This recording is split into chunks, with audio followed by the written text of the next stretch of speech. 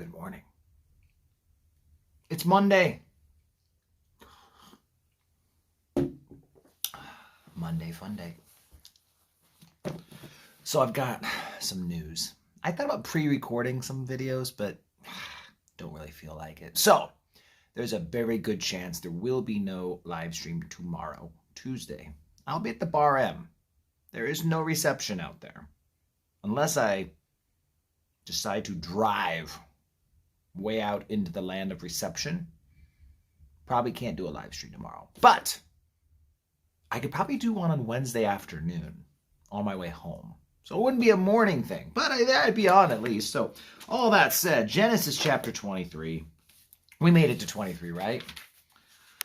Yes, I did. Ooh, I have all these notes written here. I'll have to find out more about this. Here we go. So Sarah lived 127 years. These are the years of the life of Sarah.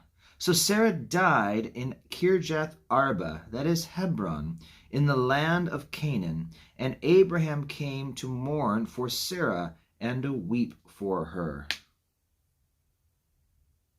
Interesting.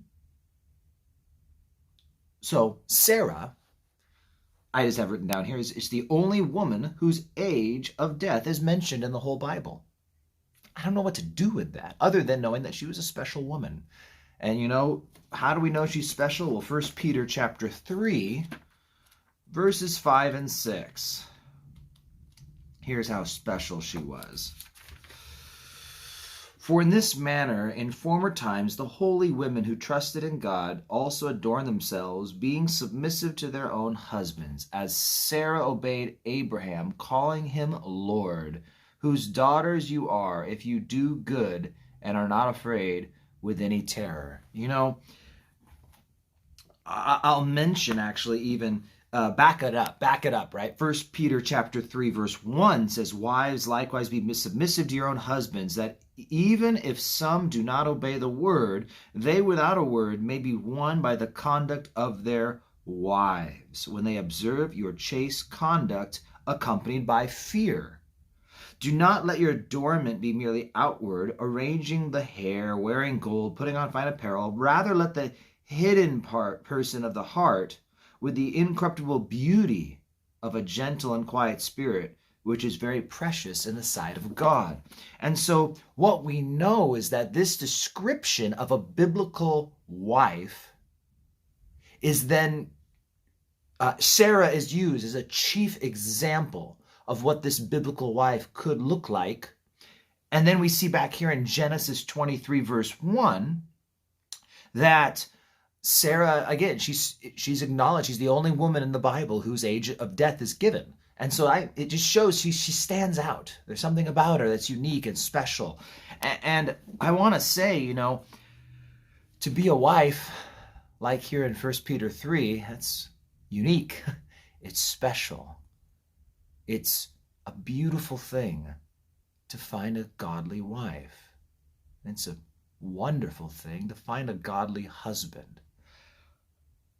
And if we don't have that spiritual spouse that we desire to have, well, it tells us the solution here. And I think that's something that's important for us to remember, is that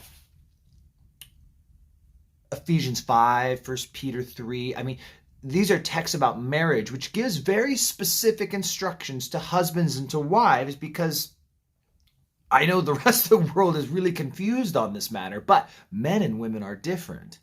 We're wired differently, we work differently, we think differently, and there's always spectrums. And when I mean spectrums, I mean there's very manly men and less manly men, and there's womanly, girly, effeminate women, and there are women who are not so effeminate, but they're still women and they're still men. And on the whole, we're all kind of wired differently, but much of this advice can be flipped.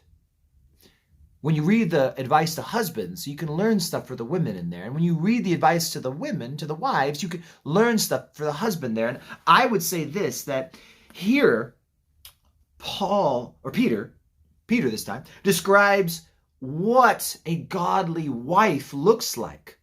That's specific to the wife. Yet the principle here in verse 1 of 1 Peter 3, that even if some do not obey the word, they without a word may be won by the conduct of their spouse.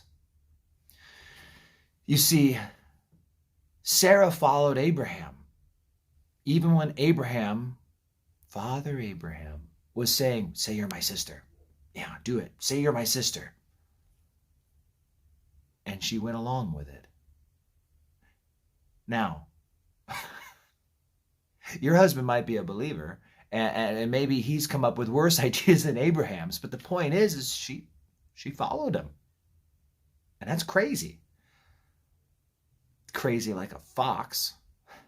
I mean, that's the thing, is that faith is not something that we just understand. And faith is not something that, it's not blind faith, but it's not something that always just makes sense. Faith doesn't always compute. That's why it's faith. There's an essence there of where we have to trust, even when what we're seeing doesn't quite click.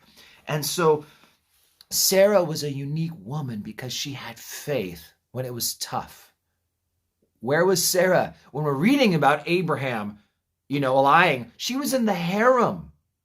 And it talked about how God had closed up the wombs. We read this so quickly, right? We were just there not long ago in Genesis. God had closed up the wombs of wait a minute. How long does it take for people to realize that their wombs are closed?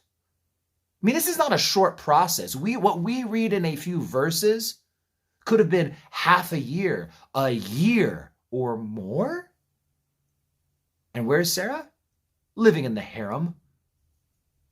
Faithful to her husband. No one touched her, right? But she continued with her husband's plan. Hey, honey, where are you going today?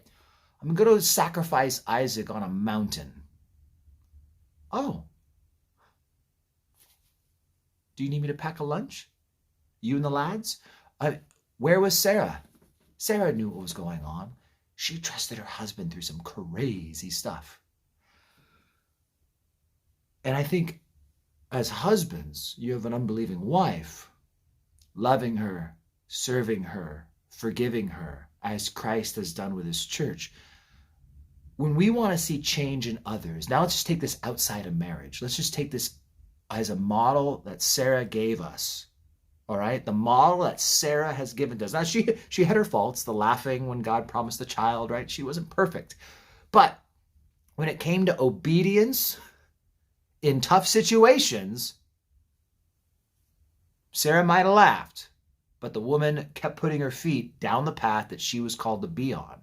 And so for us, a model that we can follow is when we want to see change in others, sometimes the best thing we can simply do is hold fast to what we know God has called us to. Regardless of what my wife ever does, I know I'm just called to be a biblical husband. And no matter what my kids do, I'm called to be a biblical father. No matter what choices my best friend may make, I am called to be a Christian brother first. And so when everyone else may be doing this, ups and downs, this way, does it's easier to see it? This is, ooh, okay. You're called to hold fast, to walk in the old paths where the good way is. Quite often, everyone wants to know what to do, and we act like we're so lost. And yet, if you look at any great man of God or great woman of God, in times of old or times of more recent, they all do the same things. Obedience in spite of understanding. Obedience in spite of feelings. Obedience in spite of consequences. That's what makes great faith. That's what makes a special woman like Sarah. It's when I do what God has clearly told me to do, in spite of everything. Do not forsake the fellowshipping, the gathering of one another, right? As is the You know the word. As is the... Bah! I can't believe I'm forgetting these words. Maybe it's too early for me. I haven't had enough wine, so let's see if this works. As is the practice of some. Anyway, so don't forsake the gathering of yourselves together. Don't quit doing your morning devotions. It's never worked before, and it never will. Don't quit praying. Don't quit giving. Yeah, that's a dumb one. I'm just being straight. Quite often there's those lies of, you can't afford to give. Yeah, you can't afford to not. You can't afford to take time to pray today because you're just too busy. No, those are the days you can't afford to not pray. You see, anytime you choose to be obedient in spite of feelings, in spite of understanding, in spite of circumstances, in spite of consequences, those are the times where you can have the greatest belief and faith that God will bless your obedience. It's easy to obey when everything makes sense. There's nothing on the line. There's nothing to be risked. But when you're obedient because your husband says, I'm going today to go sacrifice our child on a mountain, and you're like, I'm supposed to submit to you.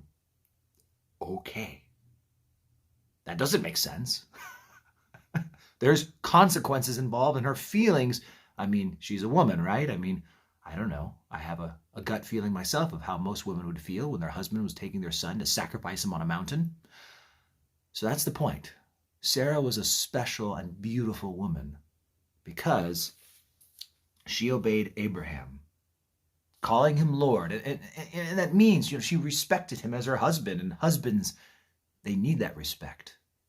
Love and respect. We should be familiar with this from Ephesians 5:33, right? Calling him Lord, whose daughters you are if you do good and are not afraid with any terror. It's a weird phrase. It is just saying just to believe and not live in fear, to trust God in spite of your feelings. So husbands, if you want to win over your wife, be a godly husband, be a spiritual leader, and love her as Christ loves the church. Wives, follow, even when it seems foolish. And make sure that you're following God first. But Sarah, Genesis 23, verse 1, the only woman in the Bible to have her age given at the time of death, it just sets her apart. And there was a reason she was set apart, because she was a special woman. And God did an amazing thing through her. And he'll do an amazing thing through you and through me if we are willing to follow the pattern that she left behind for us. So, not sure if I'll see you guys tomorrow. Like I said, might be out of reception. Wednesday, you'll probably see me late, if at all. Afternoon, Bible study. Otherwise, God bless you guys. Have an amazing day. And keep on praying for one another. Last night at church was awesome. That was a special night for us. So, hey, hope to see you guys around.